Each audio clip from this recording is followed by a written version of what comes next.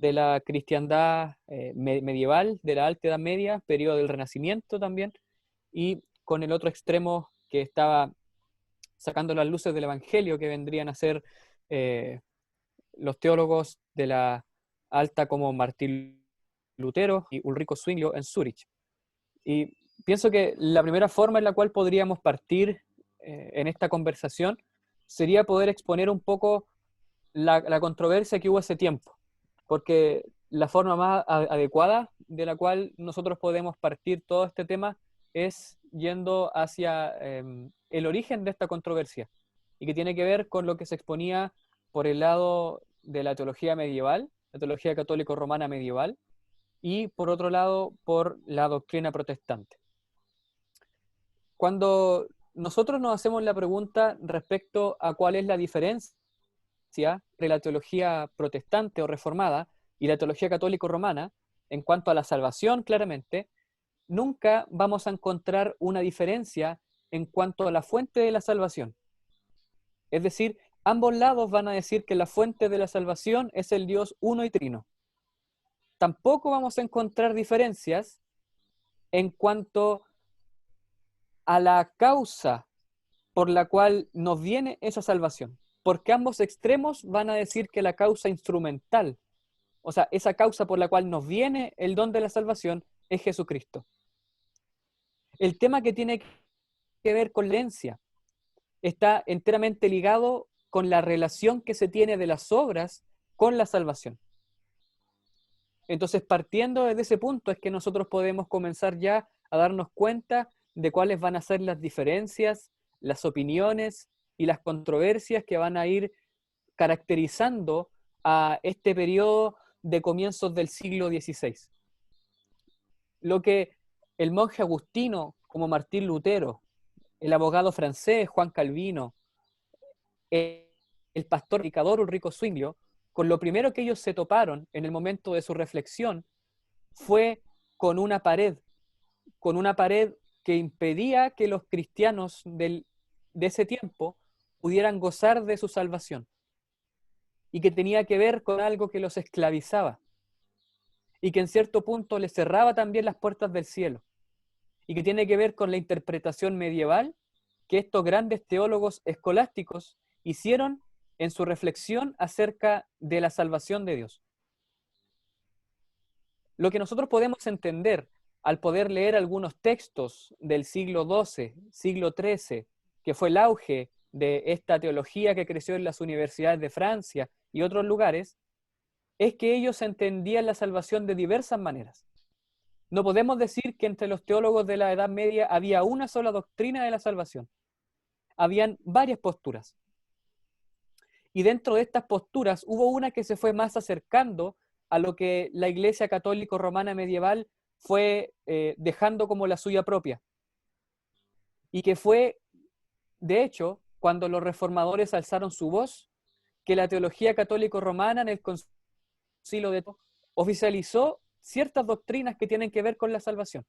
Porque el Concilio de Trento fue una respuesta en contra del levantamiento de los protestantes. Aparte de también ver ese momento de crisis por el cual la iglesia pasaba, queriendo también levantarse de aquel contexto. Dentro de lo primero que nosotros podemos considerar acerca de la idea que tenían los teólogos medievales acerca de la salvación, es que ellos marcaban esta salvación en el contexto sacramental. Es decir, la salvación con los sacramentos van unidos. Basta el hecho de poder mirar la obra de un gran teólogo como Pedro Lombardo en el siglo XII y darse cuenta que le dio una parte muy extensa a los sacramentos. Y muchos otros teólogos del siglo XII y XIII hicieron también lo mismo. Daban más énfasis a los sacramentos y lo relacionaban más con el tema de la salvación. Y en cuanto a ese inicio que se puede encontrar en estos teólogos, la teología católico-romana comenzó a formular. Lo primero que formuló la teología romana y que lo levantó en contra de la iniciativa protestante en el Concilio de Trento era lo siguiente, y aquí es donde hay relación nosotros con ellos, en este punto. en que el hombre natural no puede salvarse a sí mismo. Si usted le pregunta a un teólogo franciscano, dominicano o de cualquier otra orden, si el hombre puede salvarse por sí mismo, la respuesta va a ser que no. Ser honestos con la teología y con la historia, y poder decir qué es verdad y qué no es verdad, y qué tiene que ver con el mito y con lo que comúnmente se dice. Los teólogos de la Edad Media, los teólogos católicos romanos, jamás enseñaron que el hombre puede autorredimirse. Ellos no enseñaban que la teología cristiana era una teología autosotérica, es decir, que el hombre busca y encuentra en y por sí mismo su propia salvación. Ellos dejaban muy en claro que el hombre natural no se puede salvar, a menos que la gracia sobrenatural del Señor actúe en él primeramente. Otra cosa que los teólogos enseñaban era que el hombre natural, muertos en sus pecados, se salva al recibir el sacramento del bautismo. Y aquí es donde ya la teología romana comienza a vincular íntimamente a la salvación con los sacramentos. Porque en el contexto católico romano medieval, los sacramentos no solamente significaban gracia, sino que ellos también la contenían. Y al contenerla, también la podían conferir al hombre. Esas son las grandes características que tienen los sacramentos en la idea católico-romana. Entonces, cuando el hombre va a la iglesia, no es tan necesario que él crea, simplemente esté dispuesto para poder recibir el sacramento del bautismo. Y de esa forma es que él recibe la regeneración, ese lavamiento del hombre interior, esa purificación del alma, en la cual el cristiano recibe la gracia justificante, la gracia santificante, y él es salvo desde ahí en adelante. Pero el gran problema que tenían estos teólogos era que ellos entendían la salvación como un proceso de curación, un proceso de sanación, en la cual el hombre es justificado de una sola vez y para siempre, sino que es un proceso que dura toda su vida, y que parte de este proceso también involucra la responsabilidad del creyente, y también en cierto punto la cooperación de sus obras.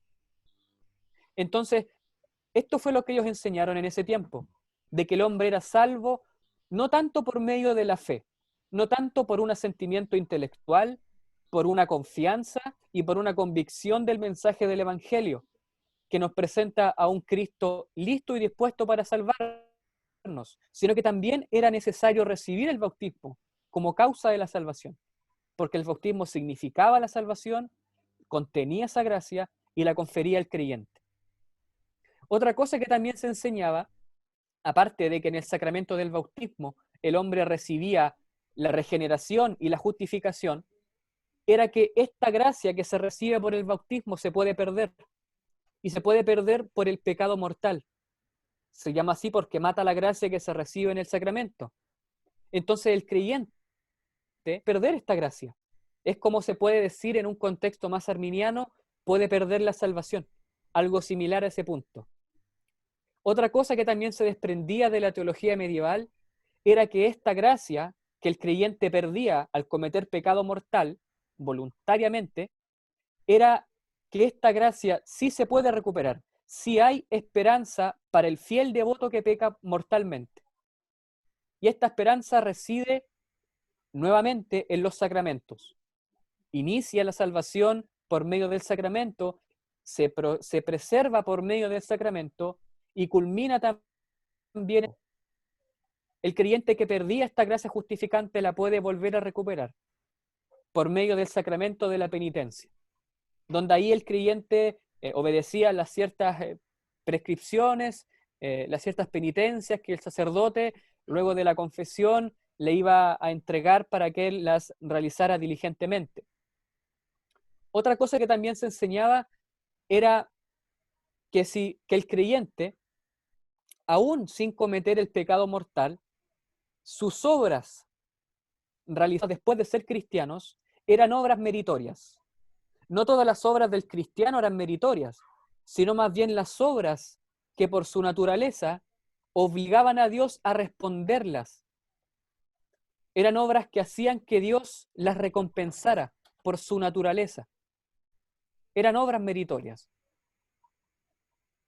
Entonces, en este punto es donde vamos a encontrar también un gran ataque de la doctrina protestante en contra de la soteriología medieval. Y es que las obras, en este contexto, como ya he dicho, tenían una naturaleza de méritos. Eran obras que por su dignidad obligaban a Dios en su justicia y en su fidelidad a recompensarlas. Y aquí es donde el Concilio de Trento va a decir que la recompensa de estas obras tiene que ver con el aumento de los dones, tiene que ver con mayor gracia, tiene que ver con la salvación en el cielo. Entonces, gran parte de la salvación futura que recibía el creyente residía también en sus méritos, en estos méritos que poseían sus obras. Otra cosa que también se enseñaba es que las obras mismas van a cooperar con la gracia, lo cual se desprende de lo anterior, respecto a la vida futura. Estos méritos iban a hacer que la persona tuviera una mayor gracia, una mayor aceptación y una mayor gloria estando en el cielo. Esto era más o menos lo que nosotros podemos decir respecto a la teología católica en el contexto de la Edad Media. La doctrina que se fue formulando por los teólogos de la Baja Edad Media y que se concretó así también en el Concilio de Trento en contra de los protestantes. No sé, pastor o hermano, si hay algo que se pueda decir al respecto. Por mi parte no, por lo menos.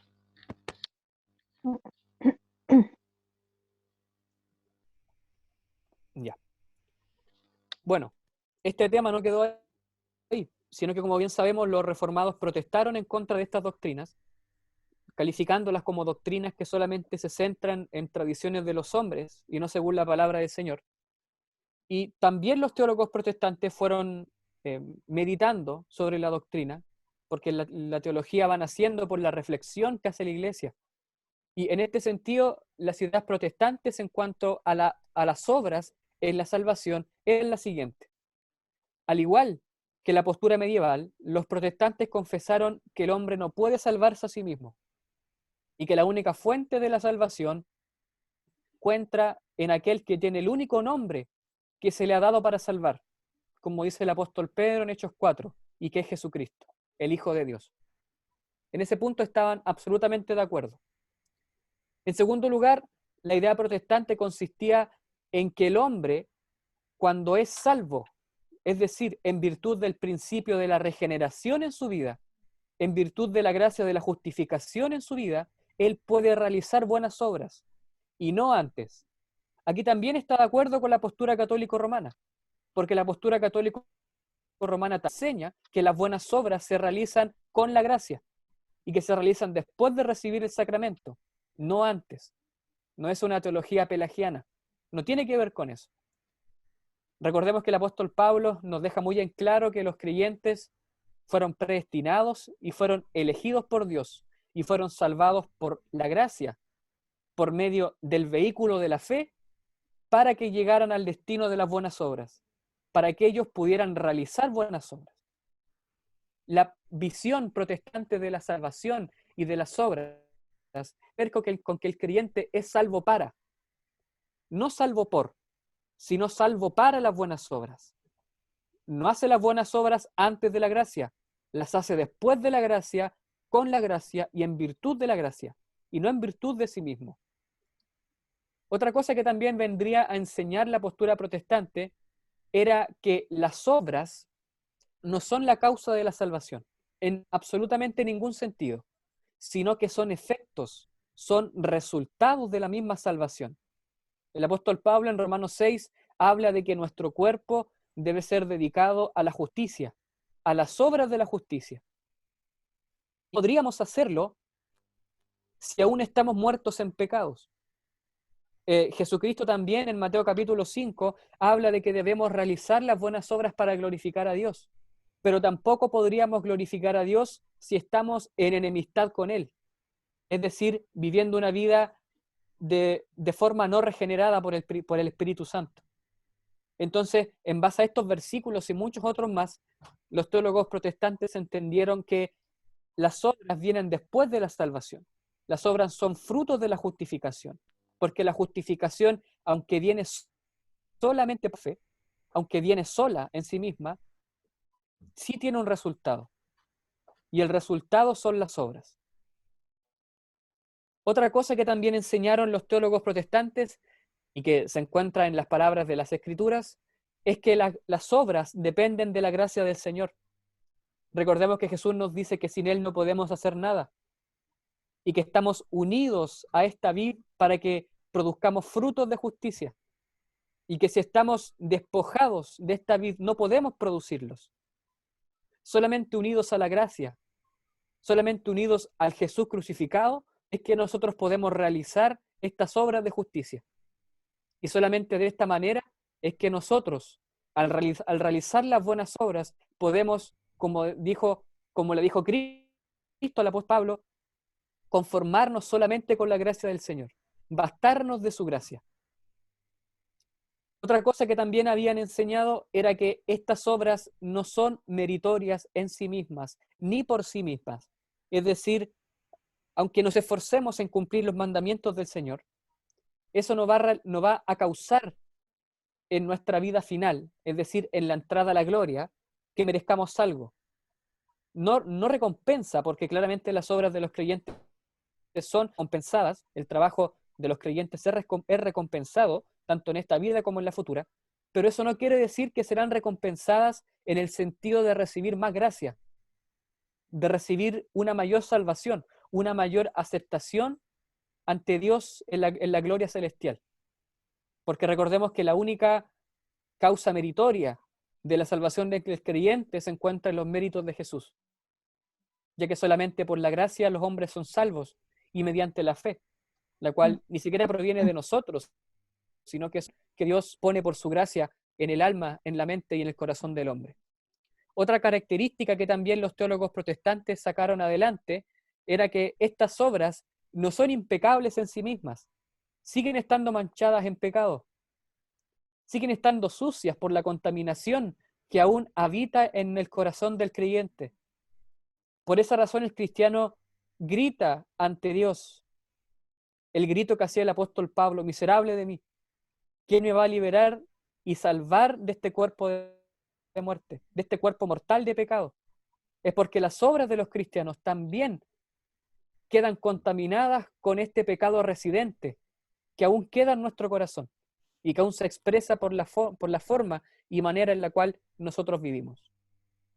Esta entonces vendría a ser más o menos la idea protestante que tuvieron nuestros hermanos en contra de la postura tradicional de la iglesia medieval.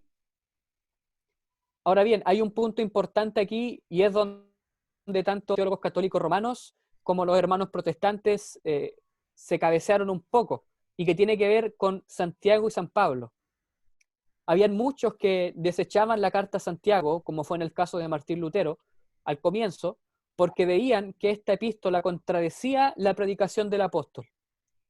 Muchos teólogos reflexionaron en el contexto católico romano y llegaron a una conclusión que era la siguiente: que Pablo y Santiago hablan de la misma justificación, pero que cada uno se enfoca en otro aspecto, pero que cada uno de estos aspectos justifican al hombre. En cambio, los teólogos protestantes van a decir otra cosa que vamos a ver unos segundos más adelante. Cuando nosotros vamos a la epístola a Santiago, desde el capítulo 2, 20 en adelante, pareciera, aparentemente contradecir la predicación del apóstol en Romanos capítulo 3 hasta el capítulo 4, en cuanto a la causa de la justificación. Porque pareciera que exponen la justificación de una forma diferente, de una forma que no se complementa. Por un lado, nos pareciera leer a Santiago predicando de que la justificación es por un lado por la fe, pero también por otro lado en virtud de las obras.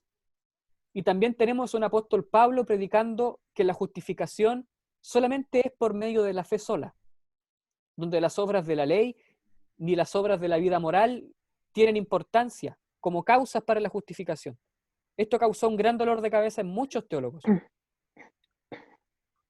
Ante esta cierta controversia que aparentemente sale a la luz al revisar estos textos, hubieron dos opiniones importantes. La primera era que Pablo y Santiago hablan de lo mismo, en el mismo tiempo, pero que cada uno expone una manera diferente de recibir la misma justificación. Es decir, Pablo y Santiago hablan del hombre, en este caso que ha sido salvo, y que en este caso no solamente es justificado por las obras, como diría Santiago, sino que también es justificado por la fe, como diría Pablo y Santiago también. Están hablando exactamente de lo mismo, no hay tanta diferencia en lo que dice un autor y otro. La otra sería lo siguiente, que Pablo y Santiago no hablan de lo mismo ni en el mismo tiempo, aún si usan el mismo concepto. Cada uno expondría una característica diferente, complementaria y no contradictoria de la justificación. Es decir, que aunque Pablo y Santiago usen el mismo término justicia o justificación en sus epístolas, no están hablando exactamente de lo mismo, sino que están hablando de diferentes aspectos de la misma justificación. Santiago se está enfocando en la justificación del cristiano y Pablo se está enfocando en la justificación del impío. El apóstol Pablo se está enfocando en cómo el hombre es declarado justo por Dios por medio de la fe, y Santiago se está enfocando en cómo el creyente es declarado justo ante los hombres por el testimonio de sus obras, cómo sus obras predican que Él es justo, cómo sus obras muestran una evidencia externa de una verdad interna. Y lo más anecdótico de estas dos posturas es que en el caso de Santiago y en el caso de Pablo, ambos usan como principal argumento a uno de los personajes más importantes de la historia hebrea, al patriarca Abraham. Ambos lo usan.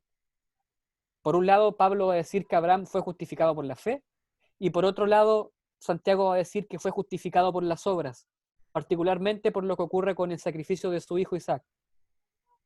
Pero aquí es donde tenemos que reflexionar y ver relación de las obras con la salvación y también de las obras en la salvación.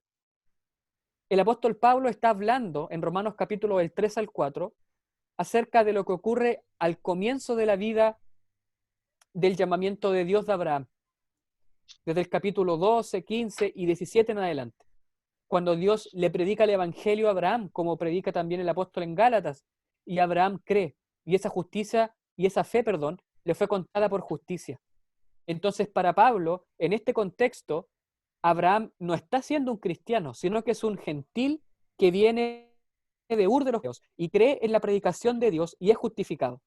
Pero por otro lado, lo que usa Santiago tiene que ver con la vida post-evangélica de Abraham, post-cristiana.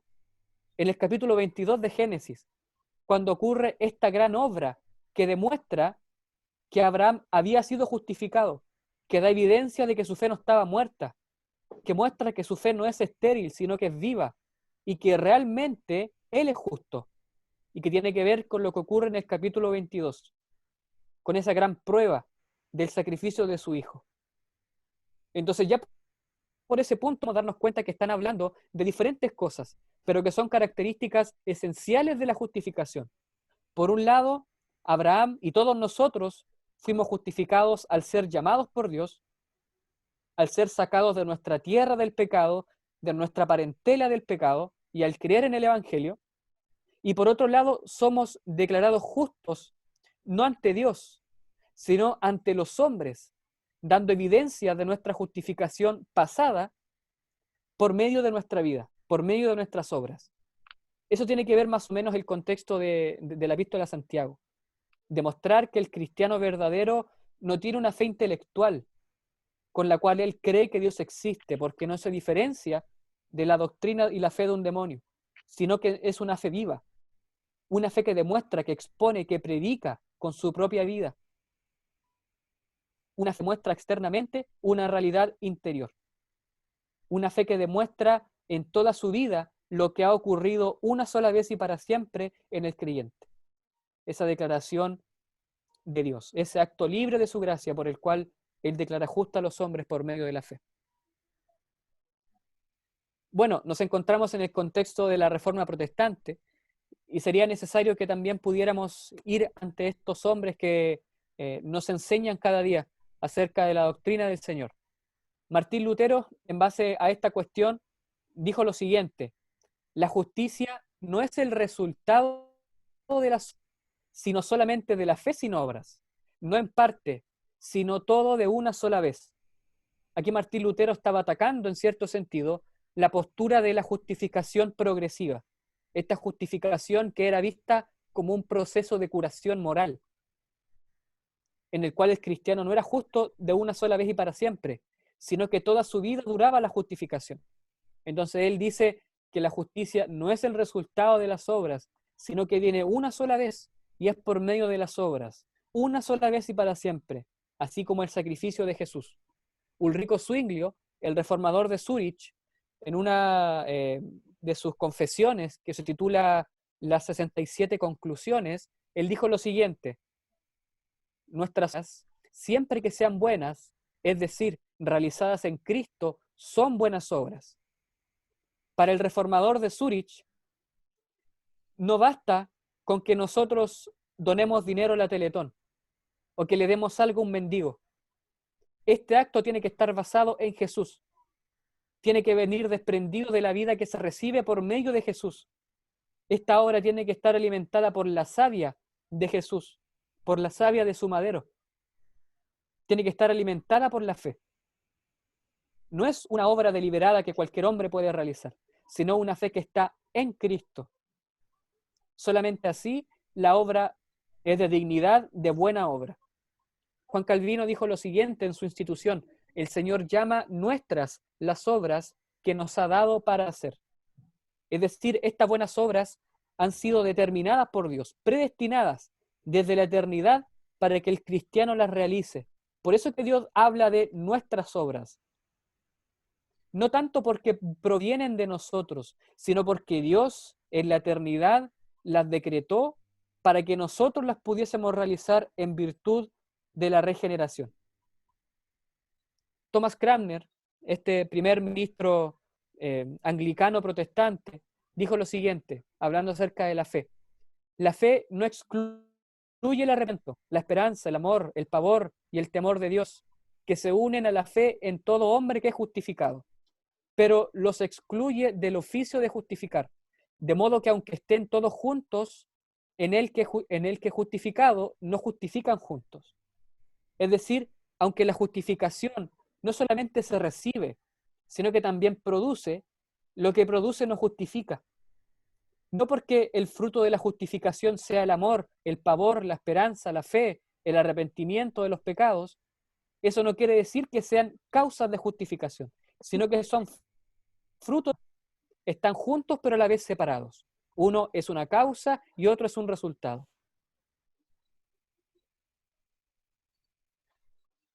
Dentro de la teología confesional, también la Iglesia fue redactando documentos que son las confesiones de fe.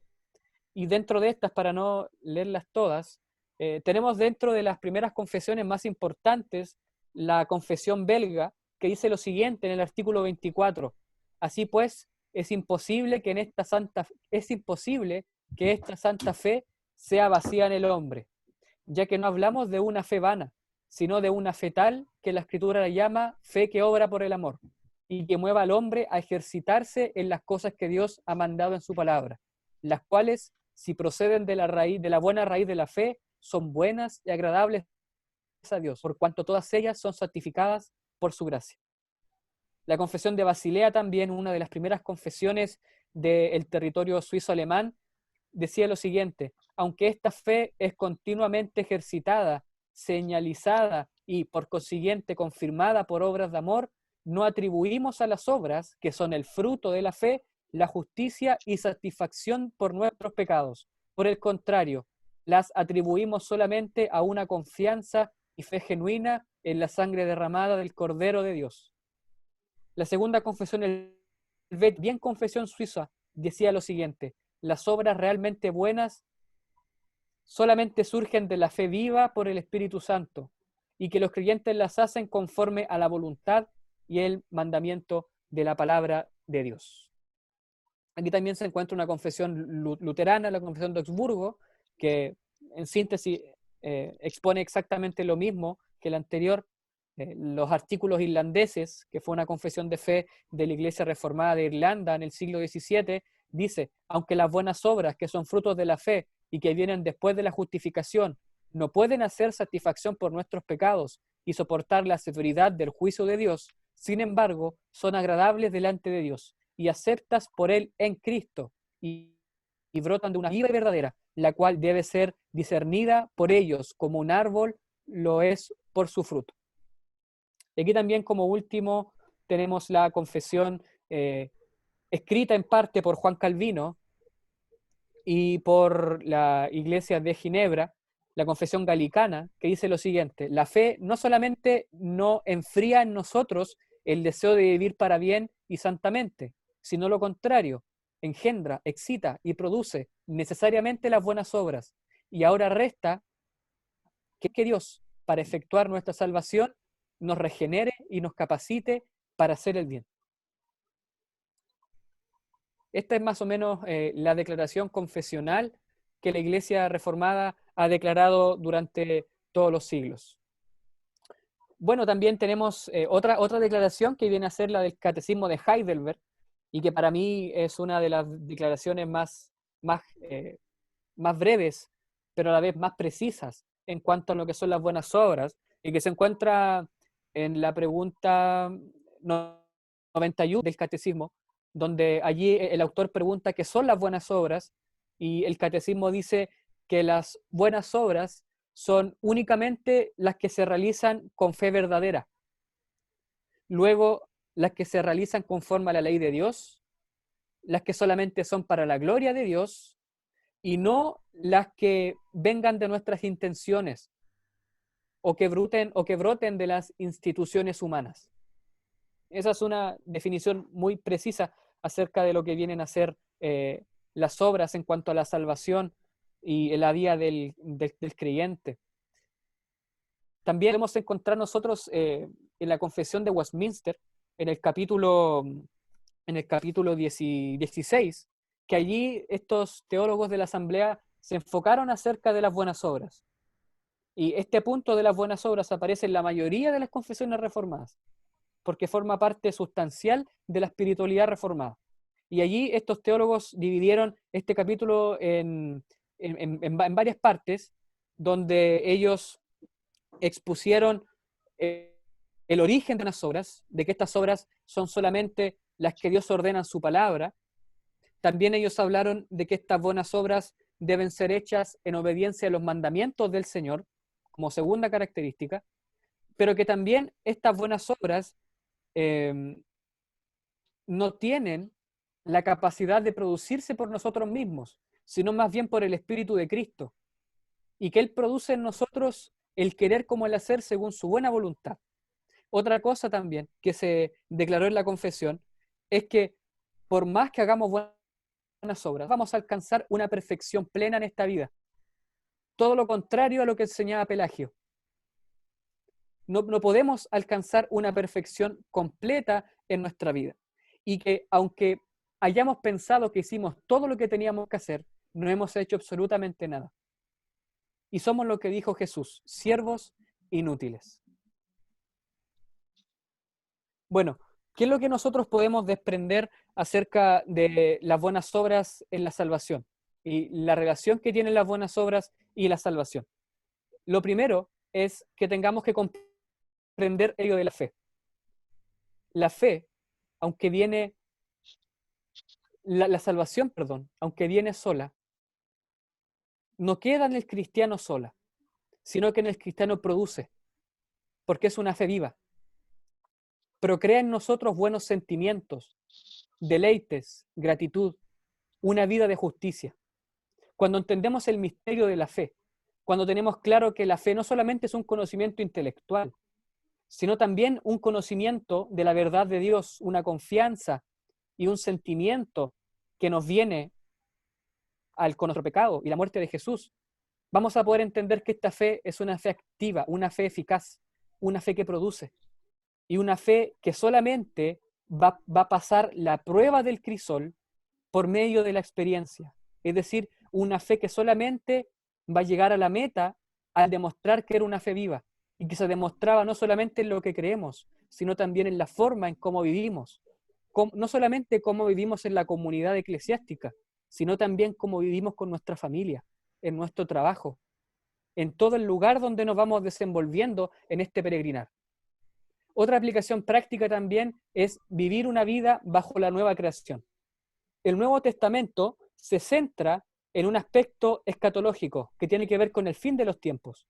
Y este fin de los tiempos no solamente se inaugura con la resurrección de Jesús, sino también con la nueva creación, con lo que los antiguos profetas hablaron. Esta nueva creación comienza con la resurrección de Cristo, y esta nueva creación se imparte en el hombre. Por esa razón el apóstol dice que fuimos creados para buenas obras, y en Gálatas dice que lo que importa es la nueva creación, porque estamos en el fin de los tiempos. Y la vida del fin de los tiempos, esa vida de nueva creación, está en nosotros. Y esa vida tiene como resultado buena obra. Esta vida escatológica, esta vida de nueva creación, se diferencia de la vida del mundo, del cosmos, porque esta vida produce lo suyo propio, para su propio bien, no mirando al prójimo mismo, pero la vida escatológica, la vida de Dios, esta nueva creación produce las obras de Dios, produce la justicia de Dios, se dedica a vivir de una manera digna al fin de los tiempos, glorificando al Señor y gozándole por la eternidad.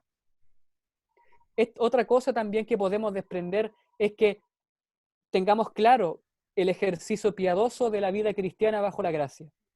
Y es que nosotros no solamente necesitamos de la gracia para salvarnos, sino para vivir.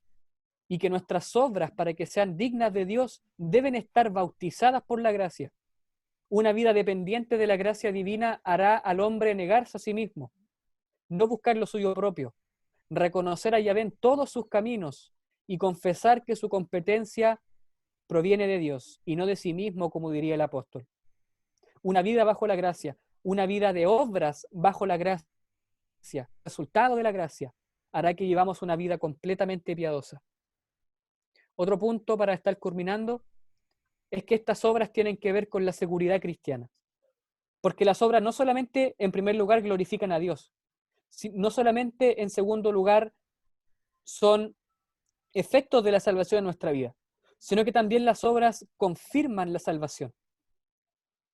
Por esa razón es que el creyente puede tener seguridad. Las obras no solo son evidencias de la gracia de Dios, un deber evangélico o formas de agradecimiento y contentamiento cristiano, sino también confirmaciones de la realidad interna de la salvación. Estas obras van a llevar al creyente a que tenga una seguridad de que Dios ha obrado en él, por el hecho de que está viviendo la vida de Dios, de que está experimentando el fruto del Espíritu y de que está viviendo en relación a esta vida escatológica, a este principio de la nueva creación, que produce en él las obras de justicia. De esa manera, de hecho, es como los teólogos de Westminster abordaron el tema de la seguridad de la salvación, dando realce a las buenas obras, no como meritorias, sino como confirmadoras, y dándonos seguridad de que realmente Dios ha hecho una obra interna en nosotros. Entonces, para poder resumir en cierto sentido lo que hemos visto hasta este momento, es que las obras en el contexto protestante, en primer lugar, nacen y son producidas en nuestro interior en virtud de la regeneración y no antes.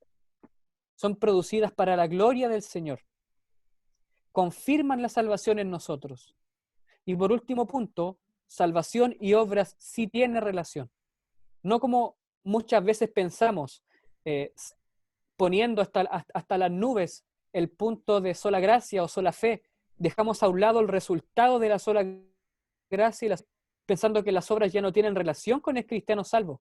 Pero todo lo contrario, es donde más tiene relación el hombre con las obras, porque son realmente obras, porque el cristiano realmente vive la vida de Dios.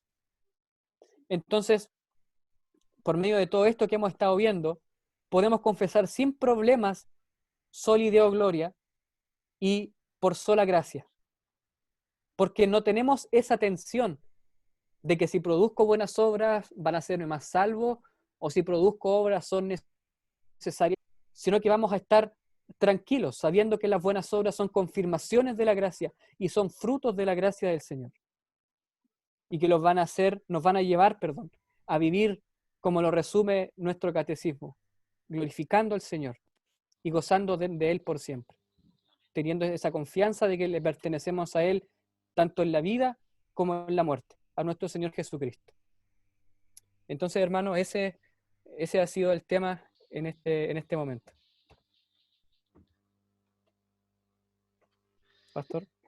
¿Puedes dejar de compartir la pantalla, por favor? Ahí estamos. Bueno, quiero en el nombre de todos, Nicolás, glorificar al Señor por la clase que nos has podido dar.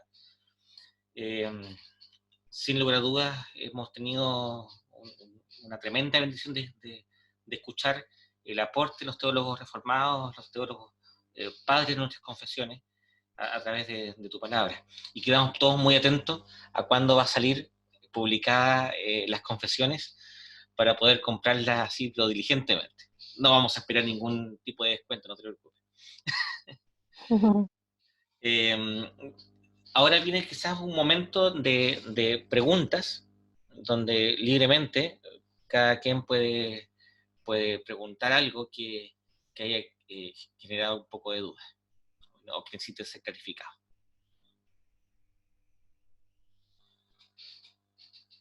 Ahí está Sara. Les presento, Sara es la novia. Mucho gusto, Sara. Yo voy a comenzar con una pregunta, ¿ya? Tal vez remitida al presente y a la realidad de nosotros como protestantes, o más bien dentro del contexto evangélico. Normalmente uno escucha, sobre todo en oraciones, la expresión de los hermanos como si las obras no fuesen necesarias e incluso fuesen imposibles. A tu juicio, no sé si lo compartes, esta observación que yo hago, ¿por qué sería producido eso? ¿Por qué existe esta idea errónea y por lo tanto tan discordante con lo que hemos escuchado? Bueno, yo podría decir que en algunos sectores del cristianismo se ve este negacionismo a las buenas obras por un principio eh, antinomiano, es decir, que el cristiano ya no tiene relación con la ley y que por esa razón ya sus obras no son necesarias, o sea, no necesita realizar buenas obras por la ley y no hay una regla moral que pueda regir su vida. Entonces, partiendo por ese punto y que tiene una larga historia en la Iglesia de Escocia, los creyentes, aunque son salvos de la condenación y de la pena de la ley, aún tienen la ley como un canon de vida de justicia. Y que si dejamos la ley a un lado, estamos dejando muchos de los beneficios de Cristo a un lado. Porque como dije anteriormente, la vida divina, la vida escatológica es una nueva creación, en la cual el creyente produce lo que antes no producía, vive como antes no vivía, porque tiene un principio que antes no poseía y que tiene que ver con el principio de la fe y de la gracia, y que solamente puede ser realizado por medio de el uso de la ley, como le decían estos teólogos de la Reforma, ese uso moral, en el cual la ley restringe nuestra vida y nos muestra el camino de la justicia. Y sabemos que lo que hace que una obra sea buena obra es que sea conforme a la palabra del Señor. Entonces, si dejamos a un lado la ley y si pensamos que la salvación solamente es por gracia, lo cual es así, y que la ley no tiene nada que ver con la vida cristiana, vamos a llevar una vida de desgracia en vez de una vida de gracia, porque la misma gracia nos lleva a amar la ley del Señor, que no podíamos hacer, a producir lo que nosotros no existía anteriormente. Eso sería más o menos. Amén. Muchas gracias. Los animo a que puedan hacer alguna pregunta. Carlos Enrique Espinosa. Sí, ¿me escuchan? Muy bien. Ah, perfecto. Yo tengo una consulta, no, más que respuesta, a lo mejor, no sé, algún comentario o alguna recomendación de lectura o algo por el estilo. Cuando se habla de fe, de sola fe, etcétera, y todo todo el histórico protestante, lamentablemente se cae en un extremo de inhibirnos del estudio de la razón, de la voluntad, etc. A diferencia del mundo católico, en que existe una rica producción de esta relación bien interesante entre fe y razón. Por ejemplo, una de las encíclicas muy interesantes que la fui a buscar, por eso me paré, el Lumen Fidei de Francisco y Deus Caritas Est de Ratzinger, que a mí como bueno, hecho, que plantean una lógica jurídica de casi un acto jurídico de Dios al imputar la justicia, muy de Kelsen. En el mundo protestante, con todo lo que tú conoces, no sé, las confesiones, etcétera, ¿en quién encuentro un desarrollo de la razón? Es decir, no sé, si yo miro, entre comillas, la iglesia, no sé, más institucional, antigua, no sé, encuentro a Agustín, el grande de Agustín, luego al grande de Tomás de Aquino, pero dentro del Dante, ¿en quién encuentro un desarrollo de estas ideas sin caer en el extremo de decir que casi prácticamente la razón no tiene nada que ver aquí? Que tengo entendido, no me consta, pero Lutero incluso trata la razón como la gran prostituta, porque puede caerse en el otro extremo. Entonces, no sé si pudieses orientarme, no sé, en algún comentario, alguna lectura o algo por el estilo. Y desde ya, muchísimas gracias por tu presentación. Gracias, hermano. Bueno, el tema es un tanto porque los libros que puedo recomendar no están traducidos al español. Ese es lamentablemente el tema. Pero dentro de los autores que yo recomendaría se encuentra Francis Turretin, un teólogo francés ginebrino del siglo XVII. Francis Turretin escribió una excelente teología eléctica, y en 3 tomos él muestra claramente eso, cómo la teología se puede ir también formando por medio del pensamiento, y cómo la razón está involucrada en la reflexión teológica. Yo recomendaría que se leyera la teología de Francis Turretin, que a propósito va a ser traducida, y en un tiempo más va a ser publicada en español. Y otro texto que también recomendaría tiene que ver con Herman Bavinck, este teólogo holandés.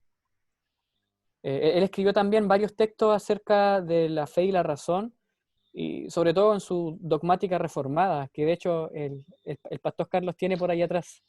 Sí. Otro texto sí que se encuentra en español es de William Lane Craig, que se llama Fe Razonable. Ese texto yo sí que lo recomiendo. Es de un gran filósofo que en ciertos puntos ha sido juzgado por muchos, pero en este aspecto de la fe y la razón presenta unas tesis muy, muy, muy precisas y muy convincentes acerca de que, siguiendo el mismo principio de San Anselmo, la fe no mata la razón, sino que vienen a ser hermanas y que tienen la una que ver con la otra también. Entonces, esos serían más o menos los textos que yo podría recomendar. Se me viene a la mente uno de John Gresham Machen, que se llama La Fe. Es un texto muy breve que fue por Editorial Clear. El pastor lo fue a buscar ahí, de la Editorial Clear. Así que ese libro también yo lo recomiendo. El mismo acá que estaba mostrando. Ese mismito. Serían más o menos esos textos los que yo recomiendo. En español, La Fe de John Gresham Machen y Fe Razonable de William Lane Craig. Fantástico. Como tú decías, de leer a Santo Aquino, leer sus tratados, sus sumas y cosas por el estilo, que son sumamente necesarias. Sí, sin duda alguna. ¿No? Mi pregunta apuntaba más al movimiento protestante. Gracias. Muchas gracias. ¿Joel levantó la mano o aplaudió? Tengo la duda. ¿Joel? Las dos cosas. Bueno, algo ya habíamos trabajado con usted, el tema de las obras como resultado de la redención del pero es mucho más aclaratorio, mucho más preciso en el tema de los tiempos, del desarrollo de los conceptos muy, muy aclaratorios.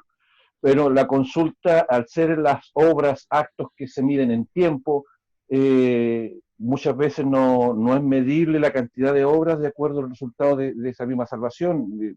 En muchas oportunidades cristianos recién convertidos fueron mártires, entonces como resultado en el tiempo medible, pero hay casos que considero, en mi opinión, que también puede ser en cierto sentido como cuestionable.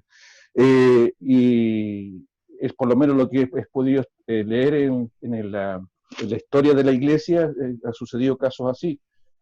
Pero cuando Dios nos premia con una vida en la cual Él anteriormente prefijó desarrollar estas obras predestinadas anteriormente por Él mismo, sí es notorio el resultado de la salvación y la transformación del ser humano mediante la obra del Señor en nuestros corazones y en nuestras vidas. Pero muy, muy, muy agradecido por la presentación, muy interesante, muy buena, y ojalá podamos seguir recibiendo más de este conocimiento tan rico. Muchas gracias. Gracias, Joel. ¿Hay alguien que quiera hacer alguna pregunta, además?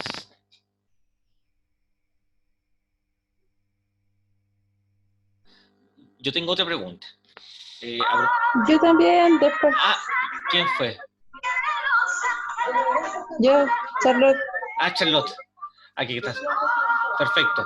Dale tú primero, Charlotte. ¿Sí? Sí.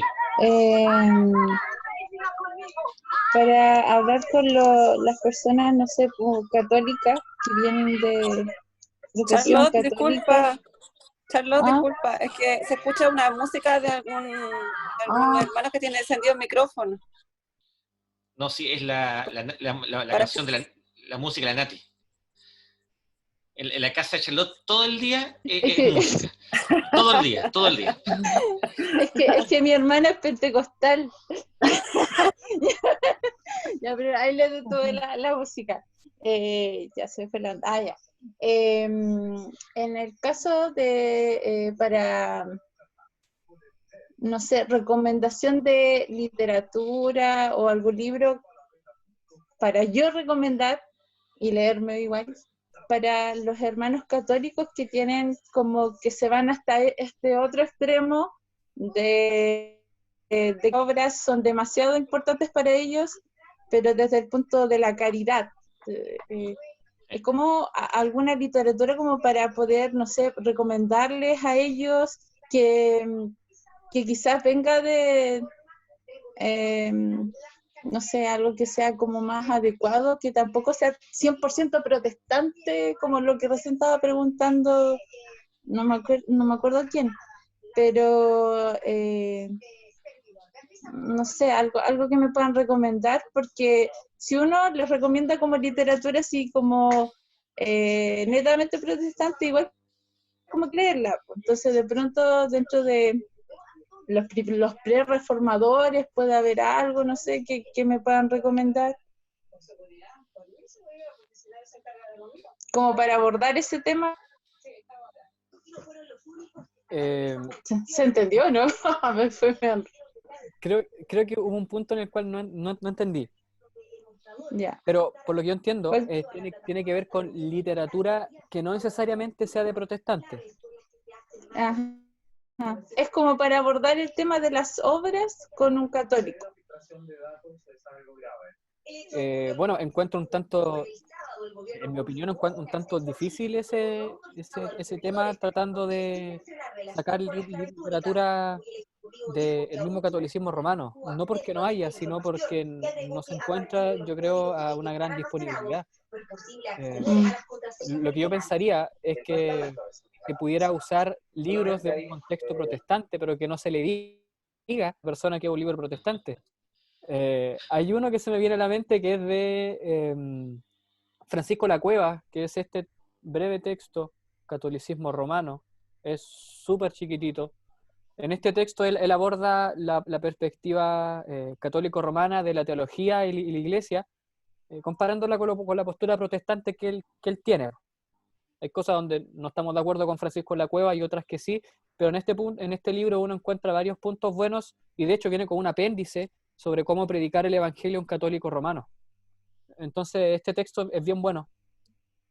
Se llama Romano de Francisco La Cueva. No podría recomendar textos católicos romanos como las teologías de Herder o de Michel Schmaus o de otros teólogos católicos romanos, porque se va a encontrar la misma postura acerca de las obras.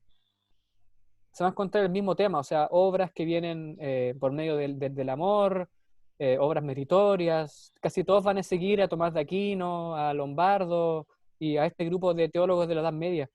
Así que en mi ignorancia a lo mejor puede haber algún texto que el pastor reconozca, que sepa que pueda ayudar en este punto.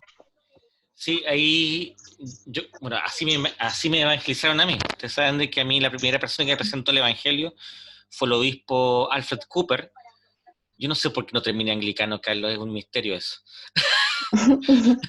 Bueno, el Bueno, obispo... pocos somos los perfectos. Bueno, el obispo Alfred Cooper, en ese tiempo pastor de la Iglesia de la Trinidad de Las Condes, me dijo: Carlos, tú tienes que leer a la más evangélica de las santas. Y esa es Teresa de Lisieux, también conocida como Santa Teresita del Niño Jesús. Esta monja carmelita descalza que muere a los 24 años en 1897, bebió de las fuentes claras de las cartas de Pablo y llegó a un convencimiento profundísimo de la gracia. Y vivió y creyó en ese sentido. Yo creo que el mejor texto, no necesariamente este, porque es un estudio sobre la dinámica de la confianza, el caminito de la infancia espiritual, pero sí uno que escribe ella que se llama Historia de un alma o Escritos autobiográficos, donde ella cuenta en primera persona, es una autobiografía, su experiencia con el Dios de la gracia. Yo creo que para evangelizar a un hermano, y me gusta mucho, Charlotte, glorifico al Señor por eso que haya ocupado esa palabra, un hermano católico romano, debiéramos claramente poder ocupar a Teresita, o Teresa, porque es una mujer maravillosa. ¿Puedes repetir los títulos, porfa? Historia de un alma. Historia de un alma, que el nombre más de mercado, y el otro es lo mismo, pero con notas críticas, que se llama Escritos autobiográficos. Y los pueden encontrar en la editorial Bach o Paulina. Hay en casi todas las, porque es un bestseller. Yo tengo una pregunta, Nicolás, a propósito de los novísimos. El mundo futuro, el cielo.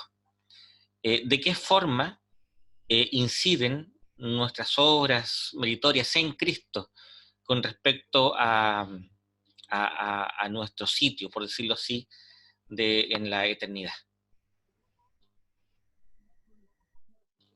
Bueno, cuando nosotros vemos en Mateo capítulo 25 cómo es que el hombre es juzgado en el día del juicio, vemos que claramente allí el tema no tiene que ver con nuestra ortodoxia, la confesión de fe, sino que el tema tiene que ver con que vimos a Cristo desnudo y le dimos vestidura, con que lo vimos hambriento y le dimos de comer, donde estuvo preso y lo fuimos a visitar.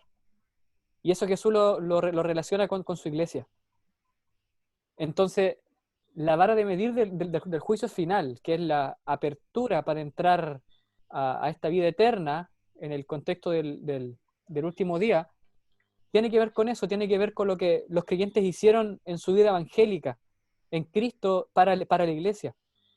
Y como bien enseña el apóstol Pablo en 1 Corintios, si no me equivoco, el capítulo 5, en 2 Corintios también, él nos muestra de que las obras son sobre las cuales el cristiano sobre las cuales él tiene que ir edificando. Y él da ejemplos de que las estrellas tienen diferentes brillos, de que hay variaciones entre los astros, dando a entender que aunque todos los creyentes en el cielo van a ser recibidos con el mismo amor y con la misma gloria y disfrutando la misma salvación, sin embargo, sería correcto decir que van a haber diversos niveles de recompensa por las obras que los cristianos realizaron. Y que un cristiano que edificó en paja no va a recibir lo mismo que el que edificó en piedras preciosas. Entonces, por ese punto de la recompensa, en el cual nosotros no podemos especular mucho para saber cuál recompensa es y cuál no es que podemos decir que en el cielo, aunque va a haber unidad, en ese sentido va a haber también una diversidad en el aspecto de la recompensa, de aquello que los creyentes van a recibir en el juicio por medio de las obras que realizaron estando aquí en la vida.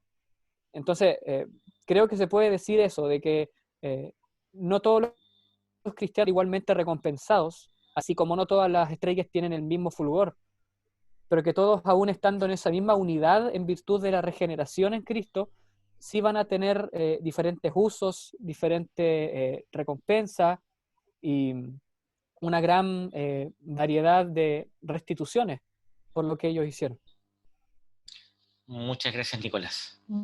Una bendición nuevamente, insisto. Glorifico al Señor por este momento que hemos tenido de aprender sobre este tema que es tan importante. Pastor, había... Sí, Nico. Es que estaba mirando y había 2 libritos que también quería recomendar. Ah, ya, dale. Sí, yo creo que usted lo conoce, Tomás de Kempis, La imitación de Cristo. Maravilloso, sí, yo conozco uno que me lo iba a mandar y no me lo mandó nunca. Aquí lo tengo, de hecho.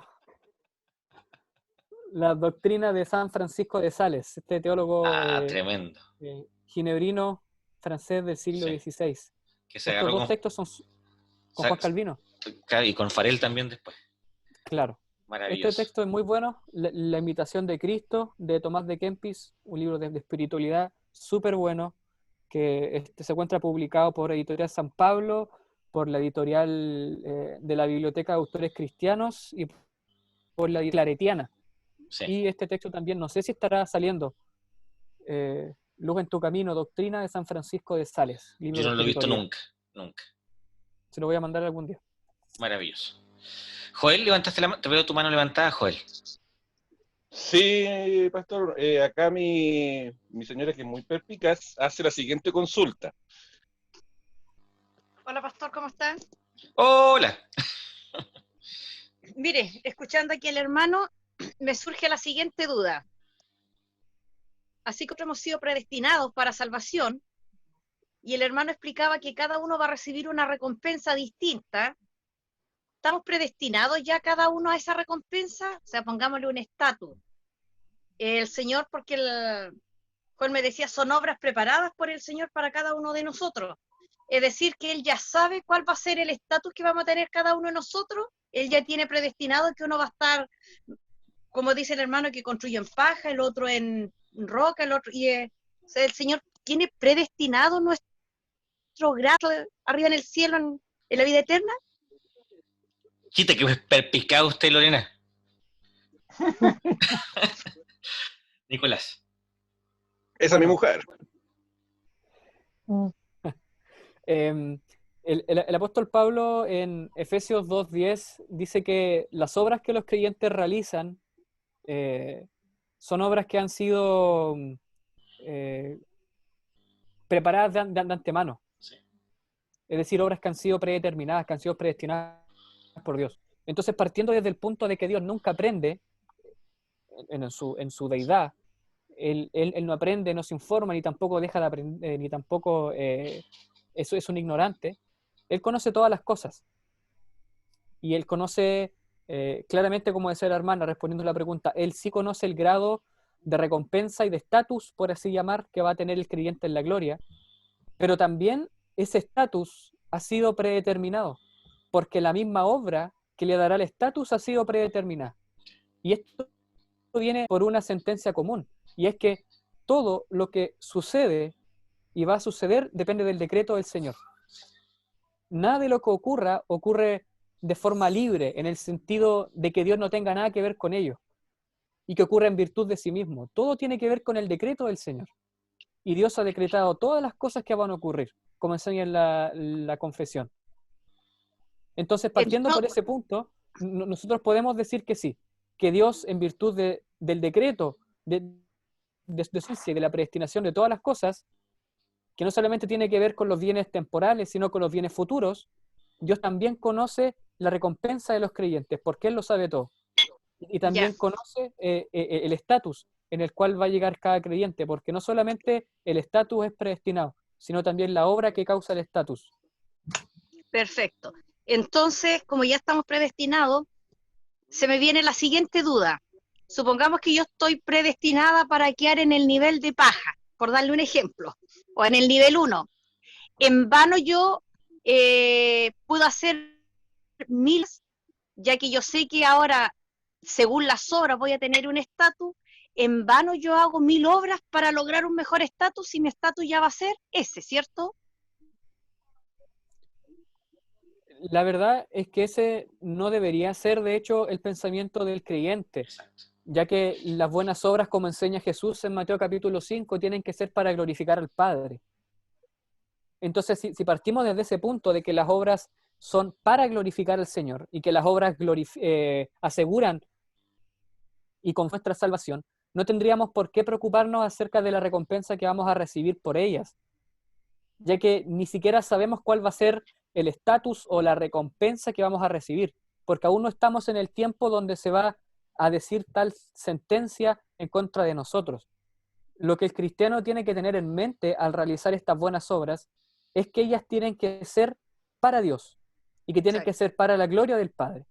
Entonces yo creo que si tenemos en mente ese primer principio, todo lo demás va quedando a un lado. Si vamos a recibir esto, vamos a estar aquí, cuál nivel, cuál estatus. Pienso que teniendo en mente ese primer principio, todo lo demás, aún siendo importante porque está en la Escritura, debería dejar de ser lo principal. Y deberíamos enfocarnos en glorificar al Señor por estos frutos, por estas obras.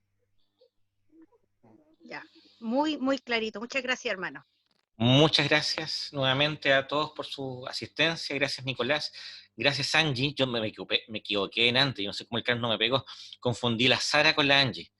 Angie, te damos la bienvenida, que estés con nosotros hoy día. Por ahí dicen de que detrás de un hombre inteligente hay una buena ventrílocua. Entonces, el mérito te lo llevas todo tú, Angie, esta noche. Igual digo por la Sara.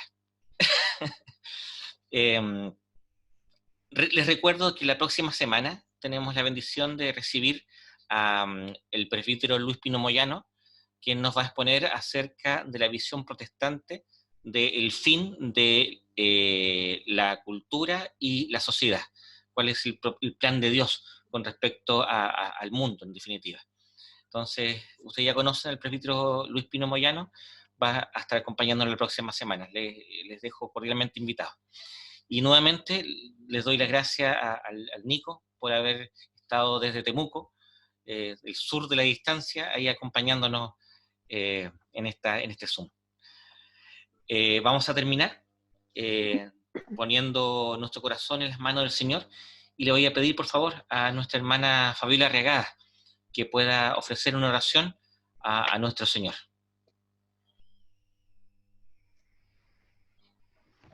Padre bendito, te damos gracias, Señor, porque tu inmensa misericordia nos da la oportunidad, Señor, de tener fe, Señor, que no es nuestra, sino que proviene de tu sola gracia, Señor.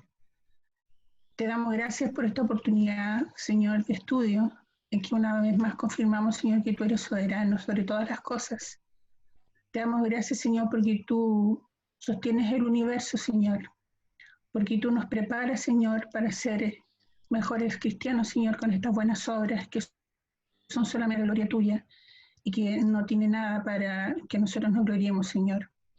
Te damos gracias por el expositor, bendice su vida, Señor, para que él sea un instrumento tuyo, Señor, en este mundo, Señor. Bendice a todos los hermanos que hemos estado escuchando, Señor, este estudio, para que podamos también, Señor, hacer vida la palabra en nuestras propias vidas, Señor, y quitemos de nosotros toda vanagloria. Quédate con nosotros, Señor, ahora y siempre, en nombre de Cristo Jesús. Amén. Amén. Amén. Amén. Antes de despedirnos, Nicolás, una noticia. ¿Cuánto falta para que sea publicado ya el libro? Resulta que el libro ya está en Chile. Ah, ya. El libro ya está acá, sí, pero se está reeditando, porque es un libro bien grueso, tiene más de 500 páginas, así que el tema de la edición es bien complicado ahí, así que se está editando por segunda vez, Y espero que en el tema de la imprenta se demore al menos 3 semanas en imprimirse. Así que este año sale, Dios quiera que sea en este mes de octubre que se pueda acabar de imprimir, y esperando solamente qué es lo que dicen los hermanos de la editorial, cómo va el tema de la edición y todas esas cuestiones técnicas. Pero estamos esperando solamente, pero este año sale el libro. Ya, súper bien. Estamos todos atentos a eso entonces. Bien, pues queridos hermanos, hermanas, que el Señor les bendiga, que tengan un buen descanso nocturno y que nos vemos el día de mañana los hombres para el estudio del capítulo 8 de Nehemías. Y el viernes, les recuerdo a las 21 horas, para poder leer juntos y reflexionar el libro de Isaías. Que el Señor les bendiga. Muy buenas noches. Buenas noches. Buenas noches. Buenas noches. Buenas noches. Buenas noches. Chao, chao.